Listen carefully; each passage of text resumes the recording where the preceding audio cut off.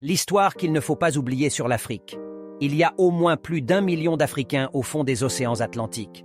C'étaient des hommes et des femmes Yoruba, Peul, Bantous, Mandingues, Malinké, qui ont été jetés par-dessus bord par des marchands d'esclaves européens. En 1963, 15 filles ont été enfermées pour avoir tenté d'acheter des billets de cinéma dans un théâtre séparé. Elles ont été attaquées et arrêtées par la police et détenues dans des conditions horribles pendant 45 jours sans voir leurs parents.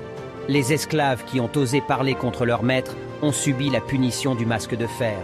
Lors de la récolte de la canne à sucre, les masques de fer étaient utilisés pour les empêcher de goûter ou de manger la canne lorsqu'ils avaient soif ou faim. En 1960, Ruby Bridges, la première élève à fréquenter une école auparavant entièrement blanche, a été escortée par des fédéraux. Une foule blanche déchaînée s'est rassemblée pour protester contre son arrivée, criant des insultes et des menaces haineuses. En 1942, Charles Jackson a nagé avec succès toute la nuit pendant 6 à 8 heures en tirant un radeau de 15 soldats blessés avec une corde dans des eaux infestées de requins. Il a été le premier nageur noir à recevoir la médaille d'héroïsme de la marine en 1943. Alexa Canada est devenue la première femme noire à devenir neurochirurgienne en 1981. Elle a également co-inventé un appareil pour traiter l'accumulation de liquide dans le cerveau.